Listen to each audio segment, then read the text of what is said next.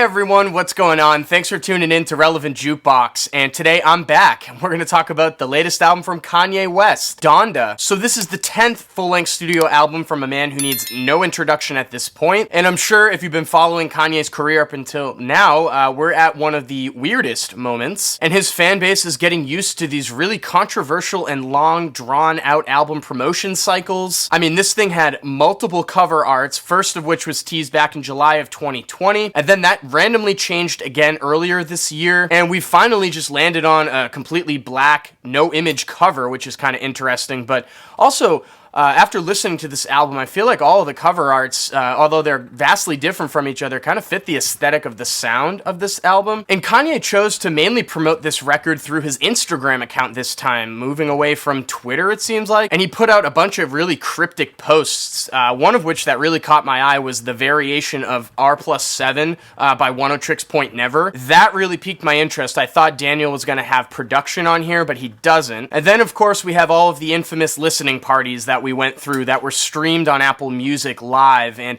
I'm not really going to go into the controversy surrounding them, as I want to just talk about the music that came out. Now, this was a long album from Kanye. I mean, 27 tracks long, an hour and 40 minutes, and you know, I'm not just going to sit here like all the other people online and be like, well, it sounds like a combination of like Yeezus and 808s and Heartbreaks and T-Lop and everything else. I mean, personally, I don't really think this album sounds like all those other albums. The whole thing, from the instrumentation to even the vocal performances that Kanye delivers, are much more skeletal and less maximalist than a lot of his earlier material. And if anything, I think this album sounds like a fully realized version of what landed on Jesus is King. It's dark, atmospheric, and also slightly ambient at times, which I really enjoy. And it is a huge mixed bag of results, as I'm sure everybody talking about this album has already mentioned to you at this point. Now, for me, I did find the first half to be a lot more engaging and interesting than the second half, because at like a certain point on this record that I'll mention later, everything kind of just falls down the forgettable bin, in my opinion, especially the incorporation of all the part twos that land on the back half of this thing. I mean, they just don't add anything at all to the record, in my opinion, so I'm just gonna kind of like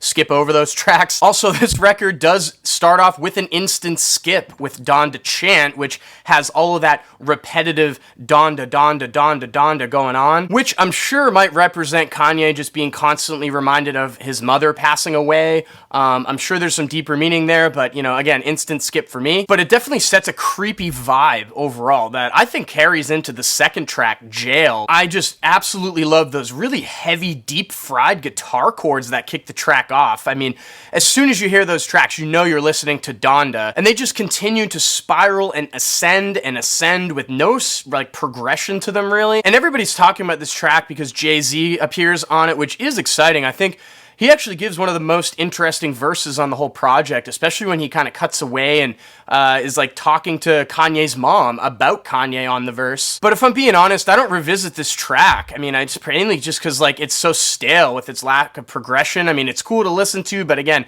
no replay value really for me. And there's a few spots on this record where he's riding a Playboi Carti influence pretty hard, especially on Off the Grid and Junior. He does do them really well, I will say. Also, Playboi shows up on both of these tracks and just mixes in with everything very nicely. However, Hurricane stood out a little bit more to me. I did see a lot of fans complaining about this track though, saying that they preferred the Yandy Leak version that features vocals from Aunt Clemens instead.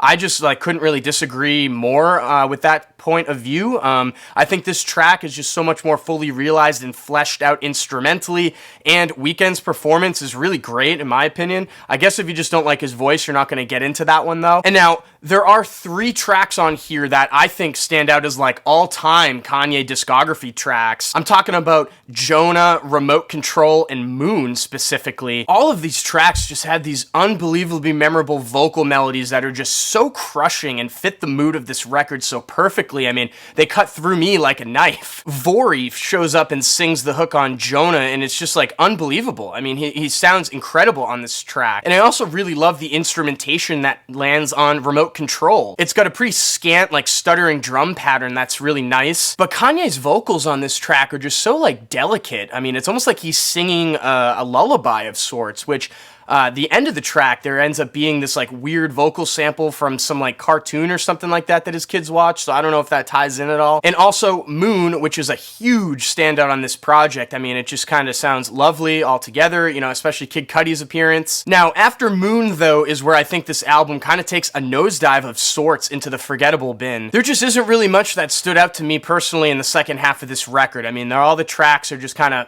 bleed into one another, except for Closer to Life, which I did think was a pretty big standout. It has just like some wonderful layers of pianos and synthesizers that ascend and carry the track towards the end. That's just like pretty magical sounding, actually. But yeah, I mean, even at this point, I've spun this record a lot of times, and I still can't really pin down why I feel this way about the second half. Maybe it's the lack of these standout vocal melodies that really show up in the first half. I don't know. Oh yeah, and how can I forget the track Believe What I Say that lands in the middle of this thing? I mean, it does stick out like a sore thumb amongst the rest of the project and does not fit in with it aesthetically, even though I really enjoy the summery groove that it has and the really nice bass line and Lauryn Hill sample. It actually is a track I revisit more than a lot of the other ones on here, but aesthetically just like makes no sense. Seems like it was something that was left in the vault from 2015 and is now surfacing. But I mean, overall, I did enjoy this project, even though it is an extremely indulgent one from Kanye that I'm sure only hardcore fans probably won't notice. Also, I did think it was a little bit strange that there wasn't some kind of like theme that really tied everything through overall, lyrically, from Kanye at least. I guess religion is basically that theme overall, but I don't know. He doesn't really say anything on here that's like really interesting overall. He talks about religion and God. He talks about his mom a little bit. He talks about Kim and their kind of divorce fallout.